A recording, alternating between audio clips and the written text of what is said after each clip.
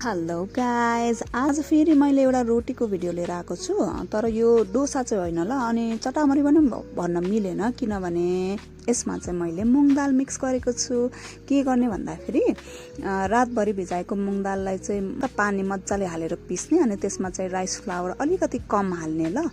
र अनि त्यसमा चाहिँ मैले लसुनको पेस्ट, नुन र जिराको धुलो हालेर मिक्स गर्ने। अनि त्यो ब्याटर रेडी भइसकेपछि तावा मजाले तताएर अनि त्यसमा चटामरी फिजाए जस्तै फिजाउने, अनि त्यसलाई 2 सेकेन्ड्स जति राख्ने। अनि त्यसको माथिबाट चाहिँ तोरीको तेल, थोरै तोरीको तेल चाहिँ त्यसमाथि हालेर छोप्ने। अनि त्यसपछि हजुरको simple but protein packed crispy chatamari ready भयो।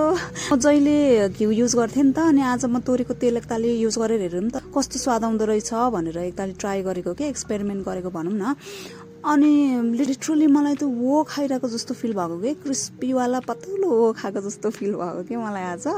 खानेकुरामा चाहिँ एक्सपेरिमेन्ट गरिराख्नु पर्ने रहेछ कि, नयाँ नयाँ इन्भेन्सन हुँदो रहेछ। वेल हजुरहरूलाई आजको मेरो नयाँ इन्भेन्सन कस्तो लाग्यो कमेन्ट, लाइक, सेयर गर्न नबिर्सनु होला, अनि मलाई फलो पनि गर्नुहोस्। हस् त, thank you for watching, see in my next video.